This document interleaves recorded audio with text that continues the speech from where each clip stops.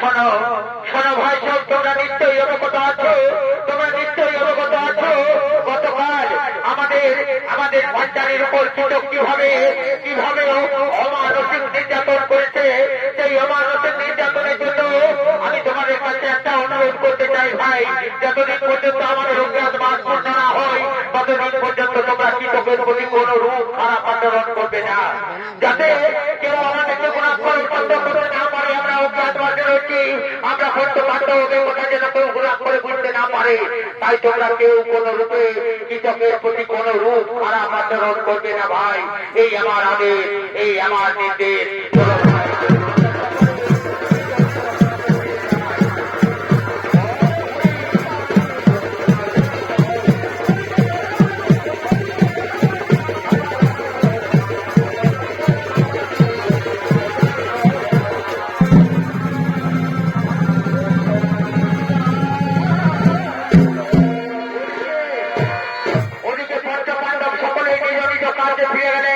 এদিকে রন্ধনশালায় এই বিষয়ে রয়ে গেলেন, আর ওদিক থেকে সৌরভী ছুটে আসছেন রন্ধনশালার দিকে।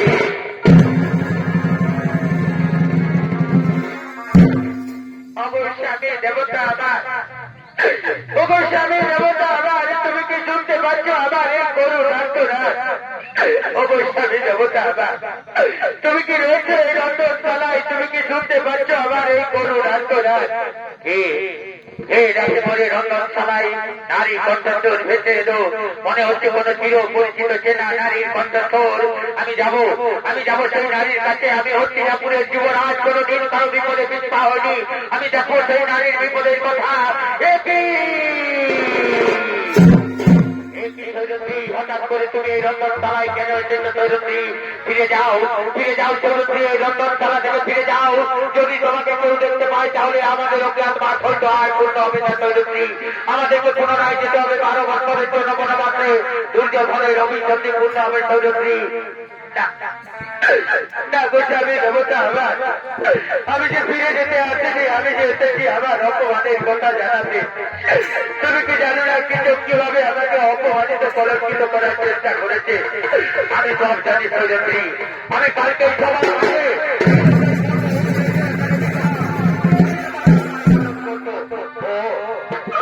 তুমি তোমার দাদার কথাই শুনলে আমার কথা তুমি একবারও ভাববে না। তোমার দাদা তো কেবল মাত্র পয়সা পেতে জানে আর ক্ষমা করতে জানে, এছাড়া তোমার দাদা আর কি জানে? শোনো শোনো সৌরভী, দাদার কথা মতো আমাদেরকে থাকতে হয়, দাদার কথা মতো আমাদেরকে চলতে হয়। শোনো সৌরভী, আমি তোমায় কথা দিচ্ছি, আমাদের অজ্ঞাত মাস পূর্ণ হোক, তারপর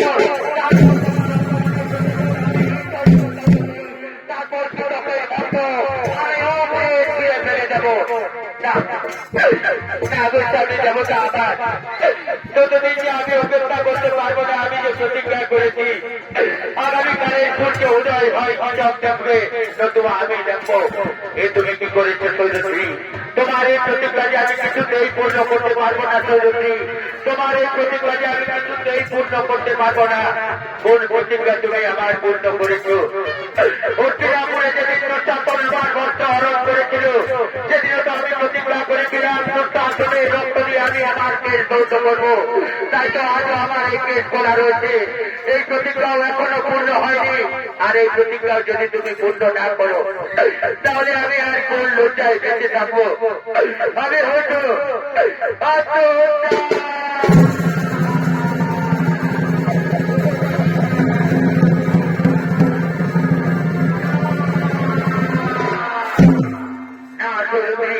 আত্মহত্যার কথা তুমি মুখে আসে না সৌরভী।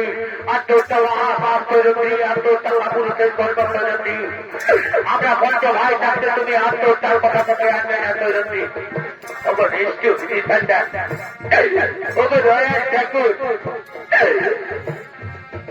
এই অভাগীর ভাগা কপালে তুমি কি দুঃখ ছাড়া সুখ কোনদিন লিখলে না ঠাকুর?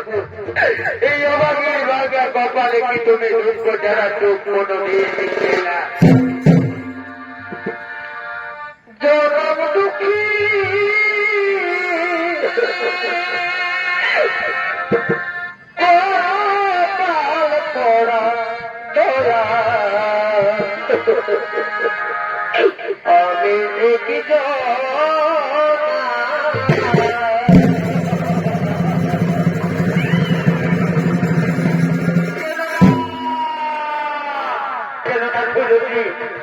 এভাবে তুমি কেন না এভাবে তুমি কেন না জনম দুঃখী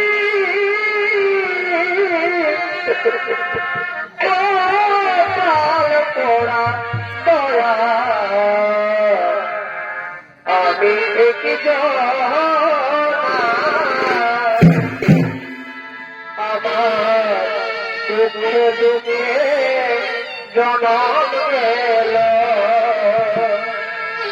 দুঃখে দুঃখে জনম গেল দুঃখ দিলে তো পেলাম না জনম দুঃখী কপাল পড়া দয়া আমি একই জনা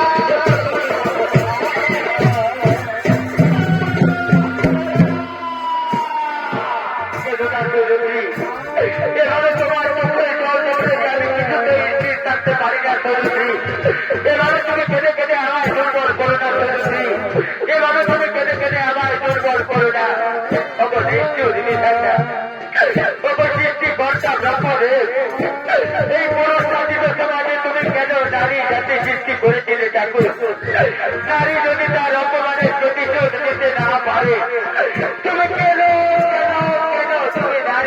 সৃষ্টি করেছিলে ঠাকুর ওগো দয়াল ঠাকুর তবু চরণে পড়া জোরে বিনতি করে বলি ঠাকুর পর জনম পরে যদি কিছু থাকে ঠাকুর তুমি আমাকে পর জনমে আর নারী জন্ম দিও না ঠাকুর নারী জন্ম বড়ই দুঃখের নারী জন্ম বড়ই কষ্টের ঠাকুর তুমি আমাকে পর জনমে আর নারী জন্ম দিও না ঠাকুর নারী জন্ম আমি আর সহ্য করতে পারবো না ঠাকুর তুমি আমাকে বড় জনমে আর নারী জন্ম দিও না পাখি জন দিও দয়া আমার নারী জন দিও আমার নারী জন দিও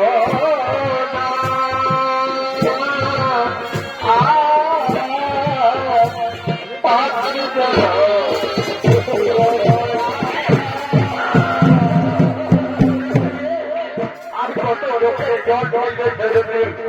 আমি তো তোমার কথা নিয়েছি আমাদের রোগের মার পূর্ণ হোক তারপর তোমার অপমানের প্রতিশোধ আমি নিশ্চয় দেব অবধারণ ঠাকুর